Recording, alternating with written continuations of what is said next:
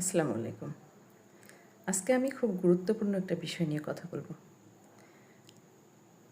আসলে আমরা বলছি যে বেকারত্ব বেড়ে গেছে, কাজ নেই, কাজ নেই। কাজ করতে চাই।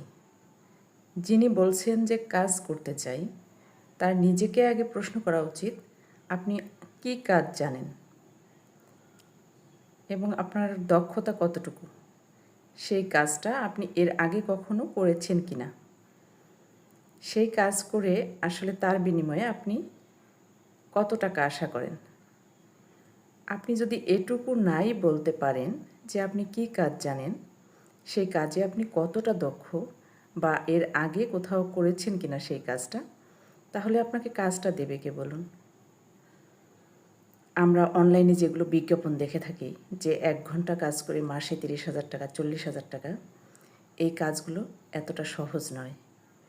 আর বিজ্ঞাপন দেখলেই সেখানে ঝাঁপিয়ে পড়ে টাকা ইনভেস্ট করতে চাওয়াটাও সহজ নয়। তার চেয়ে বরং আপনি আপনার নিজের স্কিল ডেভেলপ করুন।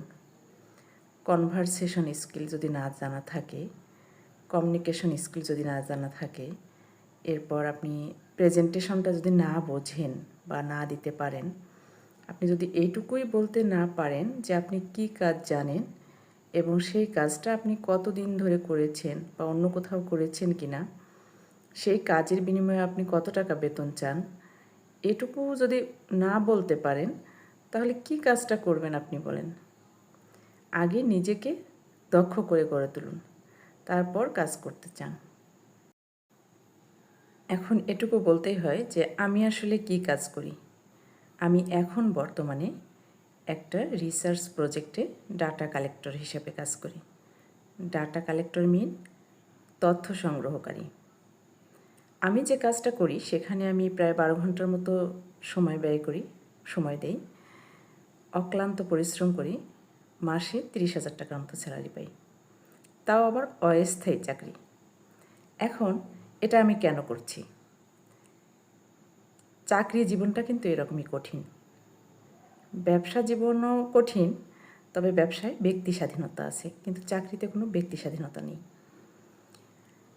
তো আমি এই কাজ করছি ২০০৪-এর ২৮শে নভেম্বর আমি এভাবে জবে জয়েন করি। তার আগেও আমি কিভাবে কাজ শুরু করেছি সেটাই আপনাদের সাথে আজকে শেয়ার করব। আমার যখন ১৪-১৫ বছর বয়স, তখন থেকে আমি টিউশনি করাইতাম, বাচ্চাদেরকে প্রাইভেট পড়াইতাম। এরপর ১৬ বছর বয়সে আমি যখন এসএসসি পাশ করেছি, মাত্র কলেজে ভর্তি হয়েছি, তখন আমার বাবা স্ট্রোক করে মারা যান। আমার বড় ভাই মাত্র